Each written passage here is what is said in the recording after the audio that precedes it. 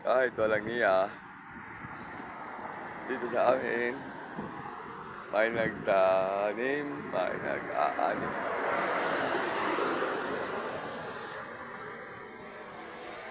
Tanim presyo, 60 pesos per kilo ang commercialized. Sana ano yan, solar light in the highway, national highway man to.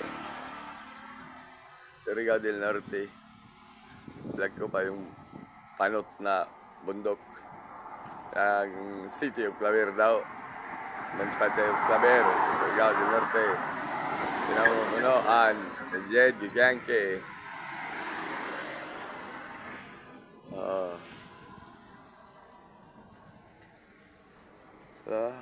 Namunuan.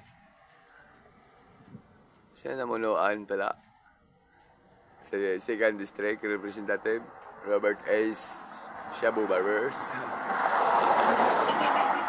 Ano ba talaga? Maglindol na naman. Governor Lindon ng panty ng mga burikat. Para ano? Na proyekto. Sino ba drug lord in 9 years? Kala ko si Romarate. Wala. Ba't walang proyekto? Ano yan? Mura ng kompres, oh. Ano yan? Green Milan. Yung stalker na independent candidate. Ba't durugista? Ecstasy Girls. Regards sa sabotahing Eagle Iron Club ng Municipality of Bagkwag.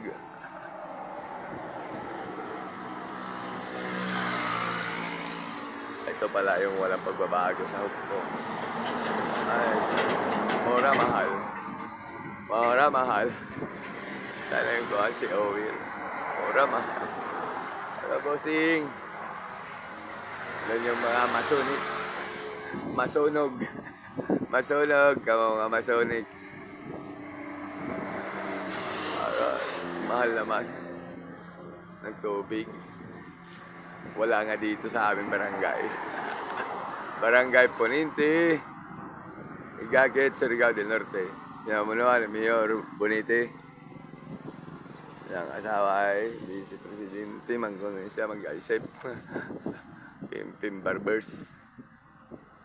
Sex trips. Yung Dynasty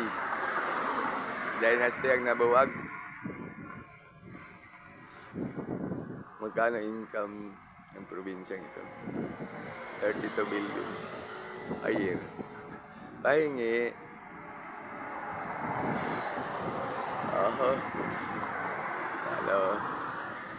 Saan niya pinunta? Alam ko na.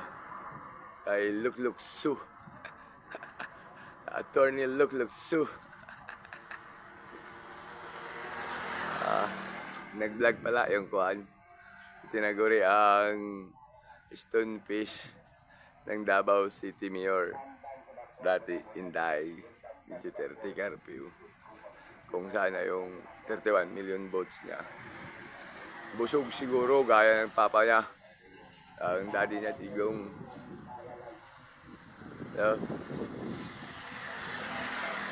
Huwag naman man disaster, daddy Tigong. Hindi kita kailangan sa buhay.